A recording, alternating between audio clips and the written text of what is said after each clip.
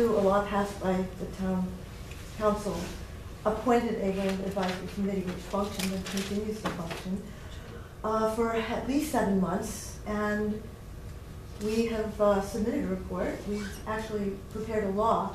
I don't see, honestly, how you can conduct a survey of town residents about their feelings or opinions about something that they have not had any discussion about.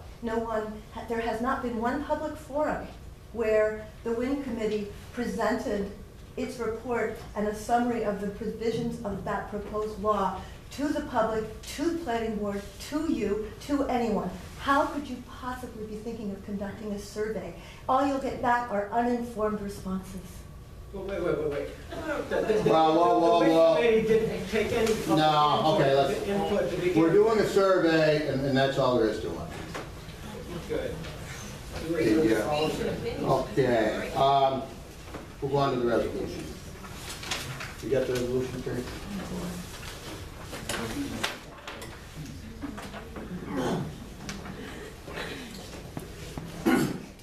Resolution to be used by the officers, Town Board, Town of Madison, State of New York. Whereas Supervisor Ron Bono, Town of Madison, does hereby make the following resolution, therefore be resolved on this 14th day of March 2013.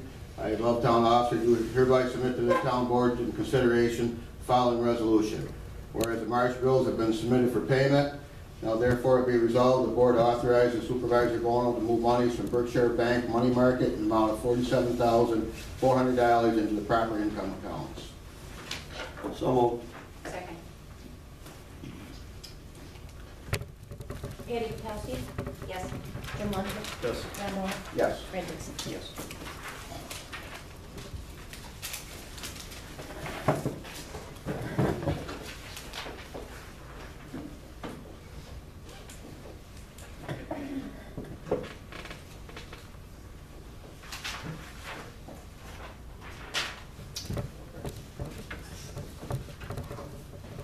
Resolution to be used by officers, Town Board, Town of Madison, Madison County, State of New York. Whereas Ronald Bono, Town Supervisor, Town of Madison, does hereby make the following resolution, therefore be resolved, on this 14th day of March 2013, I, above town officer, do hereby submit to this Town Board for their consideration and approval the following resolution. Whereas interviews were held on February 21st, 2013 for the planning board position, now therefore be resolved, the Town Board appoints Douglas Waterman for the remainder of Paul Pravella's term, expiring April 2014, and Carrie Early as an alternate member. So moved. Can I say something about that? Yes, you may. Who were the 7 people that we're talking about? Am I one of them? Yes. I didn't get a phone call. I got a letter in the mail saying that I missed the interview. You know, we've had this conversation. When the phone record comes in, I'll show you. I want to see it. Okay. Then I call. Maybe my lawyer will want to see it too. Okay. Can I say something? Since I was one of the candidates, I'd be happy to have my resume made public, and I'm also happy that whatever the criteria is, it's based on qualifications, not gender, just to address that issue. And,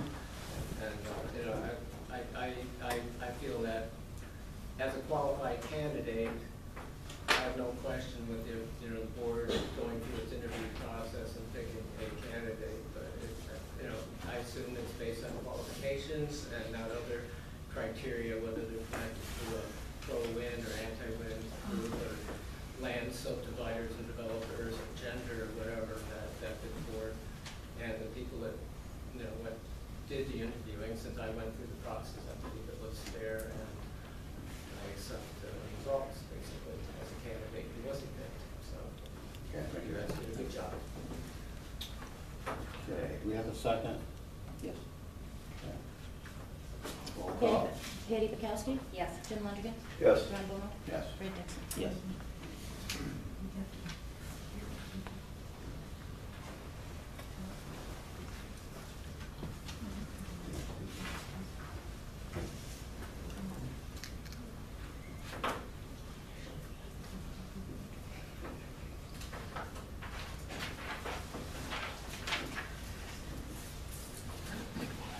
Okay, Joe, did you want to speak? Yeah.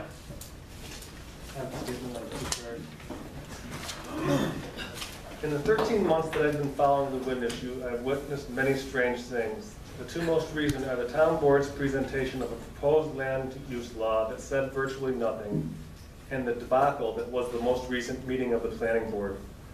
In regard to the land use law, it is preposterous to think that the town board had not considered the response that such a blatant farce would have. It appears as though copies of the proposed law were presented to the board members for the first time just before the meeting began, and they scrambled to read as the meeting progressed. The amount of public participation the board has witnessed for the past year should have been enough reason for the board to present the law that said something real. Was it the plan all along for the board to set out a law that said nothing and then have Madison say that Madison Matters killed the law? The planning board meeting was heartbreaking for me.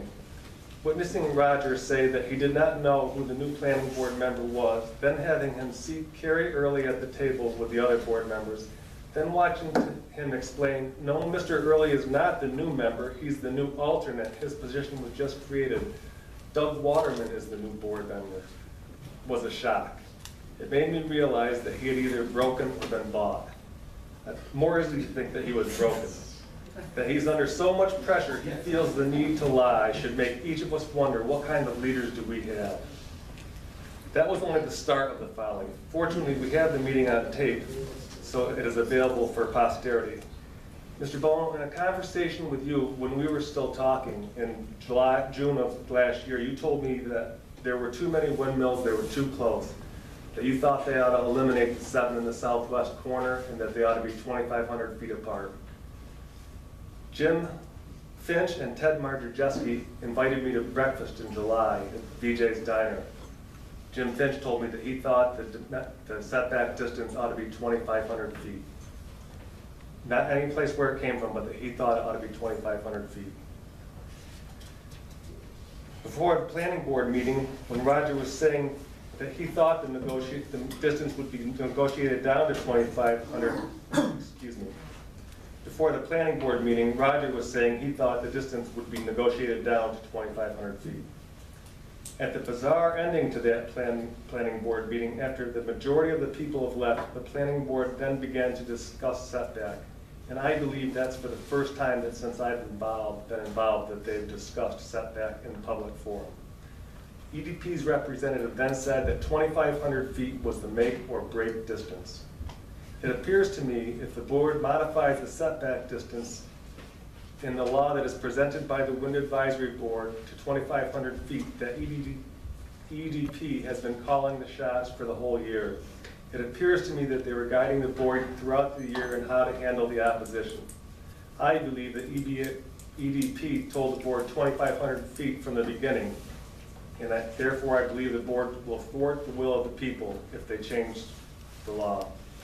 In questioning the board's selection of Mr. Waterman as the new planning board member, I can tell you that Mr. Waterman stated at the public hearing on the moratorium law that he was never in town. The fact that he was unable to meet the first meeting after he was selected seems to indicate that he was telling the truth. Also, Mr. Waterman is a leaseholder with EDP. He has a conflict of interest on the wind issue and must therefore recuse himself from any decision pertaining to it. In regard to Mr. Early being chosen for the position you just illegally created as an alternate to the planning board, he too has a conflict of interest in regard to the wind project. He employs a member of the Stone family. I have not seen Mr. Waterman at any board meeting in the time that I have been attending. All right, whoa. I have not seen Mr. Waterman at any board meeting in the time that I have been attending, and Mr. Early has attended 2 partial meetings at the invitation of Mr. Bono. And that was after I had asked him to be appointed to Mr. Hoffmeister's position on the planning board. I had asked for that position because at that time he had not been regularly attending meetings. It appears that the town board has 3 requirements for the planning board position. 1, no interest in the town direction. 2, inability to attend meetings. And 3, ties to the wind project.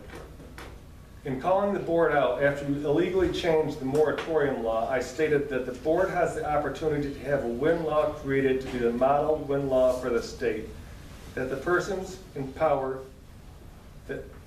and research that the persons with power to do the research was available for free. That has proved to be true. We have a WIN law that can be the model of the state. If you do not enact the WIN law as the WIN law is being presented, unanimously approved, I will add, by the duly appointed WIN Advisory Board, I believe you'll be basing your decision on the wants of large parcel landowners and not the majority of your constituents. Okay, are you done, John? Okay, now you want to be on the agenda, did you have more to say, or? I Okay. Yeah, you're done. still Nancy? don't, wait a minute, so No, I would like to ask if the town of Madison has an official code of ethics. It doesn't say. Can that code of ethics be posted on the town website so that it's easily available to members of the town? I don't see why We've not. got lots of other stuff on the website now.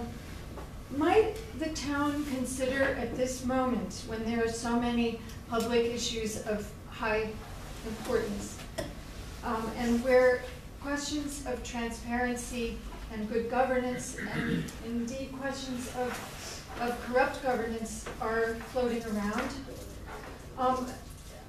possibly consider appointing an ethics board, which is also a possibility under subdivision 3 of section 806 of the general municipal law. An ethics board would be available to adjudicate the kinds of questions of process and procedure and conflict of interest that are arising more and more frequently in public conversations and private. A board of ethics might consider, for instance, whether certain kinds of conversations and meetings that are very clearly taking place, such as the gathering that occurred after the planning board meeting last week, might constitute ex parte communications, and whether they would thus be illegal under the open meetings law and other laws of New York State. A code of ethics, an ethics board would also be able to address questions of conflict of interest and exactly how someone needs to recuse themselves or participate in a variety of conversations. I think this is something that the town might really want for its own purposes, to protect itself, to protect its reputations. The town board might really want to think about appointing an ethics board. That is fully authorized under New York State law. I'd also like to ask that in accordance with New York State open meetings law, the drafts of the minutes of every town board and planning board meeting be posted on the website 1 week after the meeting has taken place. I realize that you can't post the final authorized minutes until after they've been approved. I understand that, but it is a regular practice, and it is the lawful practice under New York State for minutes to be posted 1 week after, within 1 week after a public meeting. That would give us an opportunity, for instance, to see for people who weren't in attendance or for people who were in attendance when things go by very quickly, that would give us an opportunity to actually read and see the content of the minutes. I would have been very happy to see the list of people. You read it extremely quickly last week, Supervisor Bone. I would have been very happy last month to see the list of people who had applied for the planning board vacancies, and to actually have a chance to come and talk to you and request copies of those applications, which are not private and personal communications under the open meetings law of New York. I am going to ask that those dossiers be made available, and that we discuss in future the procedures and criteria that this town board uses for appointing planning board members. I do think that the question of gender representation is a fair one in the United States of America in 2013. That's not the only issue. Okay, let's go ahead and pay the bills. Can I please ask one question, because it's a follow-up on the planning board. Roger Williams stated this in the planning board meeting last week, that he was going to speak to the town board, and there would be a date announced at this meeting for a joint workshop about the wind law report and the proposed wind law draft. I've heard you say nothing about that. The planning board has to go through that document, and then it'll be presented to the town board, and then the town board will be working on it. So there's not going to be any workshop? There's not going to be a joint workshop. If Roger schedules a workshop, town board members are certainly, welcome to attend it, just like the public is. But it's not going to be a joint workshop. It's going to be a planning board workshop. May I make one suggestion that might Sure. help all of us? Sure. And I don't mean, I'm really disturbed that this is all seemingly to be being characterized as pro-wind, anti-wind, because it is not. And I said that at the planning board meeting last week. If anybody looks at the report, it's a unanimous report. There were many different people on that committee of many different points of view.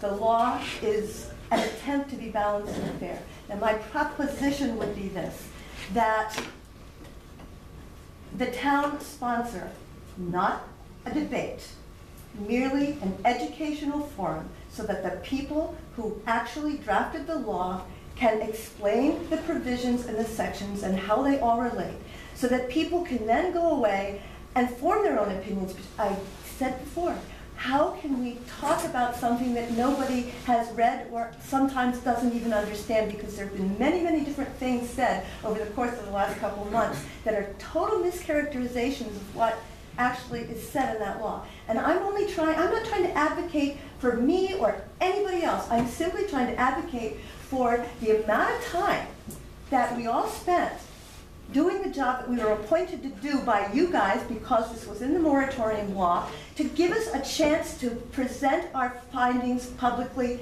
and explain and educate the public as to how we got to where we ended up. And that has been something we've been asking for since January, and we're getting nowhere, and I don't understand why. So, do you think you could consider that? It's not an irrational, unreasonable thing to be asking. Yeah, I don't see it that that's unreasonable at all. No, I don't have Well, that. could you help us make that happen? Sure. Thank you, I'll call Can I you. say something? Because in reference to ethics, I do believe there's a question of ethics with the composition of that wind advisory committee, because there's a conflict of interest in the fact that there's 4 Madison Matters, anti-wind, real estate development connected members of that wind advisory committee. And if we're into reading documents like Mr. Cohen was allowed to do, I did send a letter into the town board, so could I have my letter to the town board be read and considered? That's in reference to this wind law that has bizarre things like 3,650-foot setbacks from property lines, which requires over 1,000 acres to site a single wind tower. That's again. Yeah, I'll read that, and then we're going to get on to paying our bills. Okay. That's not true. In regard to the town wind advisory findings and proposal, I appreciate the effort and all the meetings that went into the composition proposed wind facilities law. It is intent. If its intent is to accommodate safe, clean energy developed in the town and all the economic benefit, it fails. If it is designed to exclude it, that it accomplished quite thoroughly. This looks to me like a law applicable to gas well drilling. Water testing can't start work until 8 a.m. or beyond 6 p.m., even in the summer. A 3/4 mile setback from lot lines, or 2 1/4 miles per tower observed.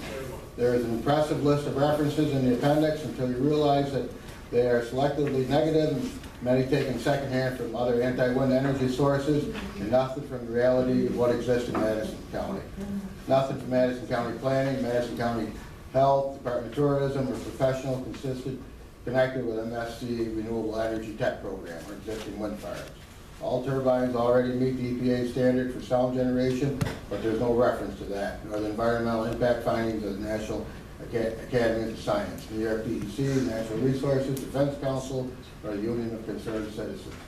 Expert opinion indicates that 1,500 feet setbacks from property lines is reasonable, 2,500 feet from residential area that covers shadow, sound, ISO, etc., depending on landscape view. It's obvious this proposed law is based against wind energy development to appease an elitist organized Hamilton-eccentric group, and not health safety based.